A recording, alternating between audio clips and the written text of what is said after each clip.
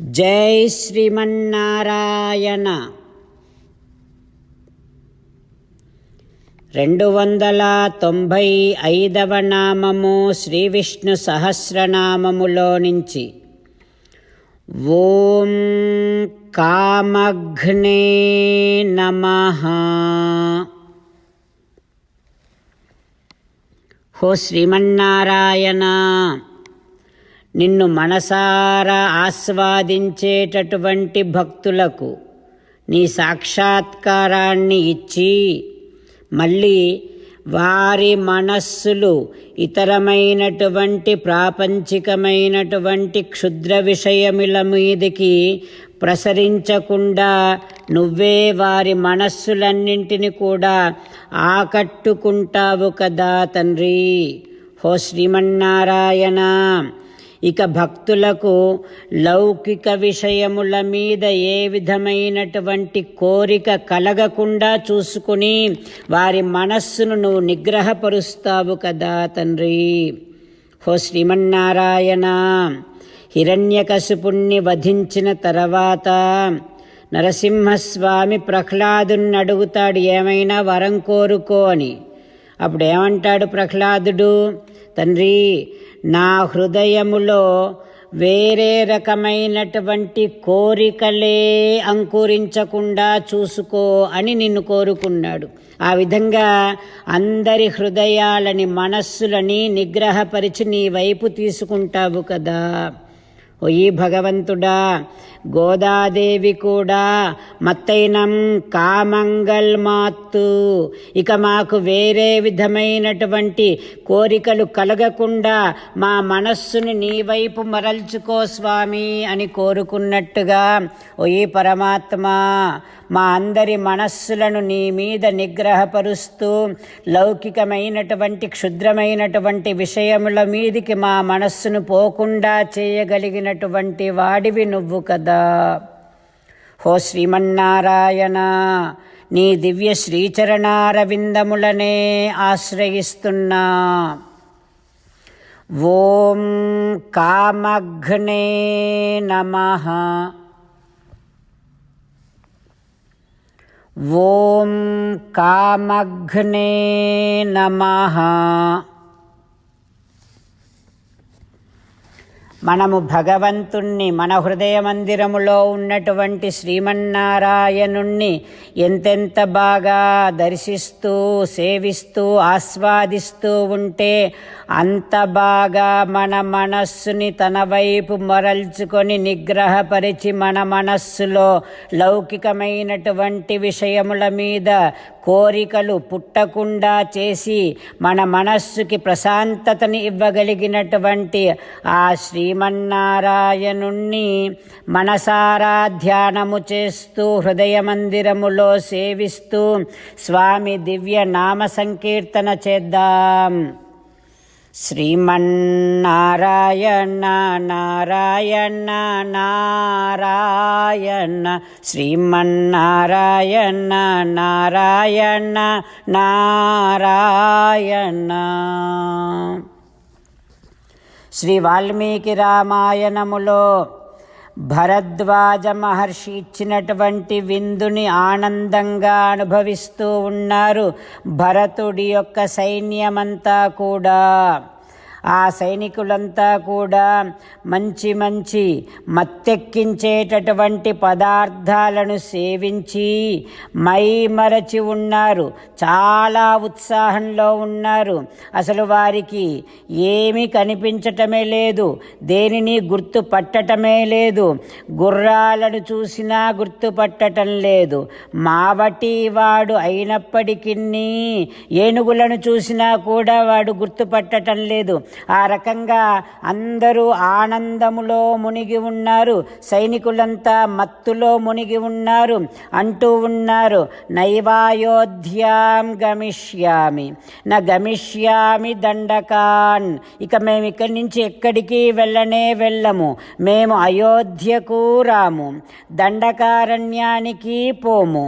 ఓ భరత, కుశలస్యాస్తు, నీకు కుశలం అగుగాక. హో రామా, రామస్యాస్తు తథా సుఖం, రామా నువ్వు సుఖంగా ఉందువుగాక అంటూ వారంతా కూడా, సైనికులంతా కూడా ఆ భరద్వాజ మహర్షి ఇచ్చినటువంటి విందును అనుభవిస్తూ ఒక స్వర్గములో ఉన్నట్టు ఉన్నారు వాళ్ళంతా కూడా. నృత్యంతి స్మ, హసంతి స్మ, గాయంతి స్మ చ సైనికాః. ఆ మత్తులో కొందరు నాట్యమాడుతున్నారు, కొందరు నవ్వుతున్నారు, కొందరు అటు ఇటు పరిగెడుతున్నారు, ఇంకా ఇంకా తినాలి అనుకుంటున్నారు. అక్కడ భక్ష్యాలు రసాలు ఊరుతూ ఉంటే వారంతా కూడా అప్పటికే అన్నము తిని భక్ష్యాలు తిని అయినా మళ్ళీ భక్ష్యాంస్తాన్ అభవత్ భక్షణే మతి, ఇంకా ఇంకా తినాలి తినాలి అనిపిస్తోంది, తింటూ ఉన్నారు. కేవలం సైనికులే కాదు, భరద్వాజ మహర్షి ఇచ్చినటువంటి విందులో ఆ ఏనుగులు, గాడిదలు, ఒంటెలు, గుర్రాలు, గోవులు, పశుపక్ష్యాదులు అవి కూడా భరద్వాజ మహర్షి సృజించినటువంటి పదార్థాలనే తింటున్నాయి, కానీ వేరొక పదార్థాలని అవి కూడా తినటం లేదు. అద్భుతమైనటువంటి ఆ సేన అంతా కూడా హాయిగా ఆనందంగా ఉంది. ఇక అక్కడ ఆకలి అన్నవాడే లేడు, మాసిన వస్త్రాలు ధరించిన వాడే లేడు, శరీరం దుమ్ము కొట్టుకొని పోయినటువంటి వాడే లేడు. అందరూ బాగా అద్భుతమైనటువంటి బాగా మెరుస్తున్నటువంటి వస్త్రాలు ధరించి ఎప్పటికప్పుడు అప్సరసలు వారికి కావలసినటువంటివి అందిస్తూ ఉండటము చేత ఆనందంగా ఉన్నారు. అన్నాలు ఎక్కడ చూసినా ఆహార పదార్థాలు, రసాలు అసలు అద్భుతంగా ఏర్పాటు చేశారు. ఆ ఏర్పాటు చేసినటువంటి పద్ధతి చూసి ఆశ్చర్యపడుతున్నారు సైనికులంతా కూడా. అక్కడ బావుల్లో నీళ్లు కాదు, పాయసాలే ఉన్నాయి. గోవులు పాలను కారుస్తూనే ఉన్నాయి, చెట్లు తేనెలను కారుస్తూనే ఉన్నాయి. వేల కొలది అన్నపాత్రలు, లక్షలాది అద్భుతమైనటువంటి కూరలు పెట్టుకునేటటువంటి గిన్నెలు, కోట్ల కొలది బంగారు భోజన పాత్రలు, పెరుగులు, సొంటి పొడులు ఇట్లాంటివన్నీ పెట్టుకోవడానికి చిన్న చిన్న ముంతలు, కల్కాంశ్చ, చూర్ణ కషాయాంశ్చ, చాలా రకాలైనటువంటి కషాయాలు కూడా ఉన్నాయి. సుగంధ ద్రవ్యాలు ఉన్నాయి. పండ్లు తోముకోవటం కోసం కావలసినవన్నీ ఒక్కొక్కరికి ఉన్నాయి. అద్దాలు ఉన్నాయి, వస్త్రాలు ఉన్నాయి, పాదుకలున్నాయి, చెప్పుల జతలున్నాయి, కాటుకలున్నాయి, దువ్వెనలున్నాయి, ఆసనాలున్నాయి, ఆయుధాలున్నాయి, విండ్లు ఉన్నాయి, కవచాలున్నాయి, పాన్పులున్నాయి. ఆశ్చర్యపడుతున్నారు సైనికులంతా. అద్భుతమైనటువంటి భరద్వాజ మహర్షి తన యోగ శక్తి చేత, శక్తి చేత, తేజస్సు చేత ఏర్పరిచినటువంటి సృజించినటువంటి ఆ స్వర్గములో ఆనందములో మునిగిపోతూ ఉన్నారు సైనికులంతా. ఆ ఆనందములోనే రాత్రి గడిచింది, తెల్లవారింది. తెల్లవారగానే ఆ విందుని ఏర్పాటు చేయటం కోసం వచ్చినటువంటి దేవతలంతా యథాస్థానం ప్రతిష్టాపయామి అన్నారు భరద్వాజ మహర్షి.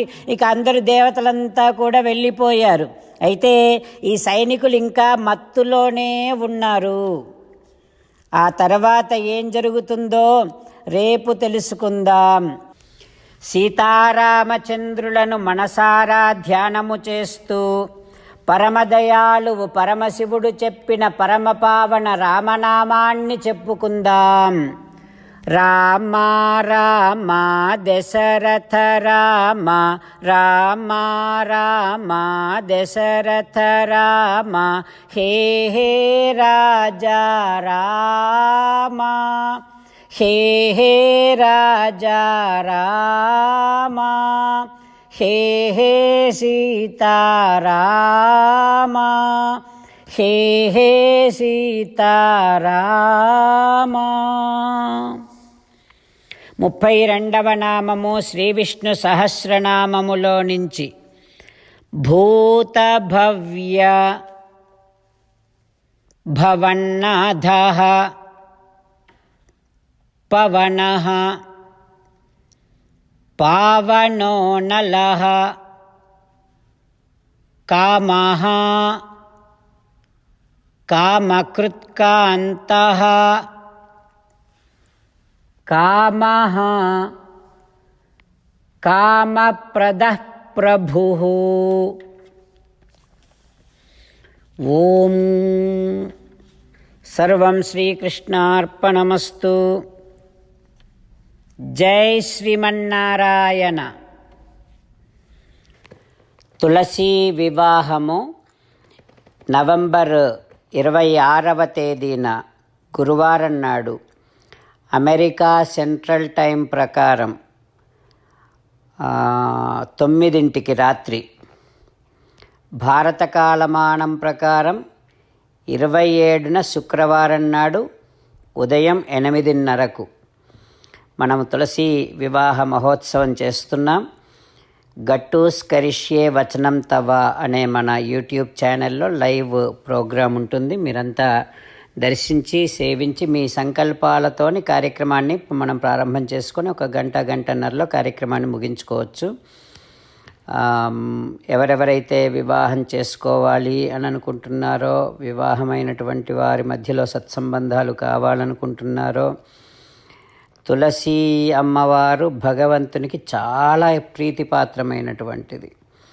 అంత ప్రీతిపాత్రమైనటువంటి వారిగా మనము కూడా భగవంతునికి ఇష్టమైనటువంటి వారముగా తయారు కావాలి అనంటే తులసి అమ్మవారి అనుగ్రహాన్ని పొందాలి. ఈ తులసి వివాహం చాలా ఉత్తమమైనటువంటి కైంకర్యం కనుక అందరూ సేవించి తులసి అమ్మవారి యొక్క శ్రీకృష్ణ భగవానుడి యొక్క అనుగ్రహానికి పాత్రులవ్వాల్సిందే అని మనవి చేస్తున్నాం. ఓం కామఘ్నే నమః. ఓం కామఘ్నే నమః. ఓం కామఘ్నే నమః.